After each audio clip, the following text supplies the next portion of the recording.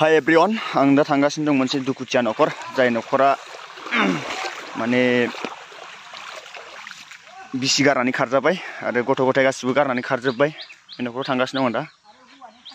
दा बिथांनि नखरा बेनो माने बिथाङा माने तामिलनाडुआव थानानै न' लुनो बादोंमोन आरो हिनजावाबो दा अबथिरा माने गारनानै खारबाय खोनादों ओमफ्राय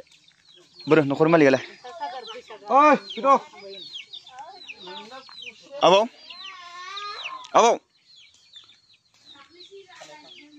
आबौ न' सिङाव दं नामा न' सिङाव दं फै ओरैजाय नखराथ' जोबोद मोजांमोन दा आरो मा खालामनो हिनजावनि माबायावनो बुहुद माबा जाजोबबाय दा बे न'आ ओरैनो गावसोर थायोमोन ओमफ्राय आरो ओरैजाय लुनो नागिरदोंमोन न' बिसोरो ओमफ्राय दा आरो हिनजावफ्राबो खारबाय माने खारनायाथ' खनसे नङा खननै खनथाम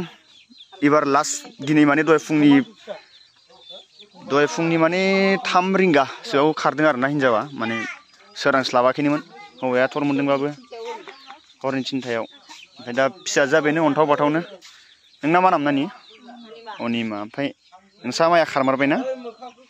ओरैनोलाय नोंसा माया खारबाय फैफिनलानो फन खालामदोंमोन ना आरो फै आबौ ओमफ्राय आबौ फुङाव खारदों होननाया नंमारगौ ओमफ्राय दा जितु खबर लानो होनदोंमोन लादों लायाखै खबराथ' लादोंमोन राजा न'नि मानसियाबो लाखुमाना दोनदों खोमा आंबो मिथिला दा बबाव दं आं बेखौ आं गोसोया आरो आच्छा खामानिखौ गोरोन्थिखौ मावनायाथ' खननै नङा खनथाम जालांबाय नङा होमबा दा ओमफ्राय नोङो दा फैफिनबा लागोन ना लाया बायदि आरो आंथ' गाव हारसिं फैफिनबा लागोन दिसुन आंथ' मुगैयाखै बेखौ मुगैयाखैबो गथ' गथाय दङ सानै दा जेनेबा बे फिसाजो जाहैबाय फिसाजो दङ फिसाला दंबावो सासे दा जेनेबा मासे अयथासार खालामखो जेनेबा बिदि जेनेबा फैसाखौ लानो थांदों 50,000 फैसा दङ बिनि एकाउन्टाव मोनाखै ओमफ्राय दा फैसाखौ लाना थांजोब्बाय आरो ना ओमफ्राय दा जेनेबा नोङो फैफिनजानो लुगैदों आरो ना फैफिनजानो लुगैदों आङो आंथ' बेखौ बुवाखैबो बुवाखैबो ओमफ्राय जेनेबा गाव हारसिं फैफिनोबा लागोन आं ओमफ्राय जेनेबा लायनांगौ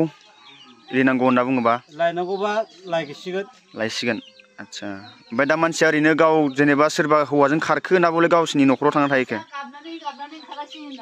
दा गाव सोरजोंबा थांदों ना न'आव दंहैयो सोरबा हौवाजों दोनखारलांदों ना मादों आं बेखौ दा नुलाबो खोनालाबो हरनि मने 3:30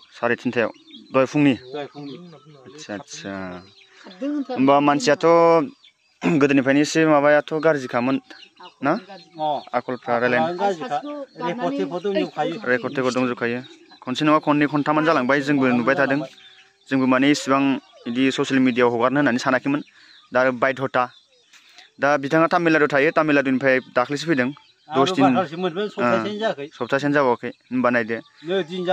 दा फिसाइजों गोजाननिफ्राय फैदों होननानै मोजांखौनो रायलायाखै बिथांजों ओंखाम बोथिसे दिनैसिम खुरनानै होफेराखै फिसाजोफोरखौबोथ' आरो मा बुंनो ओंखाम मोनजाया मोनजाया गथ'फ्रा रानलायलांबायसो दा जिखिजाया नोंनो नांफिनगौ आरो ना जेनेबा फैफिनोबा लाफिनगोन गाव फैबा लागोन आं नागिरना लायला हाय एभ्रिवान आं दानिसो थांना फैबाय बिसानि न'आव जायनाखि बिसि खारजादों बिसानि न'खराव आं दासो थांना फैबाय मानो होनबा न'खराथ' एसे दुखुथियाखा आरो जिखिजाया नोंथांमोना नैबे आं स्क्रिनाव होनाय सिख्लाखौ माने हिनजावखौ मोनोब्ला आंनि नैबे कन्टेक्ट नाम्बाराव कल खालामबानो जाबाय जाहाथे बेखौ मोनफिनो आरो जोंहा जोंनि जितु गार्जेन माने बिसि खारजानाय बेथ' फैफिनजानो लुगैदों बेबो आरो खनसे नङा खननै नङा खनथाम अनेक जाबाय माने जों आगोलाव जादोंब्लाबो माने एसेबां सिरियासलि लायाखैमोन आरो लादोंब्लाबो माने ससियेल मिडियानि गेजेरजों जों थाङाखैमोन आरो एक्सुवेलि जोंनि माखासे गोजानाव खामानि मावहैनाय थाहैनाय हौवाफोरनि बिसिफ्रा मानोबा बिदिनो जागासिनो दं हौवाफ्रा खामानि मावनानै फैसा हरो एकाउन्टाव 50-60 हाजार फैसा जमा दोनो बिदिनो अनेक फैसाया एकाउन्टाव जाबाथाय आरो लाना खारनाय माबानाय बिदि जाबाय दं खारनायाथ' खारखादों माने दाख्लैबो हौवाया फैखालि रबिबारै फैदों होनदोंमोन ओमफ्राय दा बे सानखालिबो माने अखानायैनो हौवाजों ओंखाम जालाया रायलाया बिसि गावहा बिसिया माने बिमा बिफानि न'आव खारबाय दा फिसालाखौ लानानै फिसालायाथ' गाबनानो ओंखामखौनो जायाखै आरो माबायाखै नैबे भिडिअखौ नायलाय ससे मोखांखौ नायबाय जायो दे नों मानो गाबगासिनो हा बेनो फिसालाया कमल खालामना गाबगासिनो दं जिखिजाया नोंथांमोना बे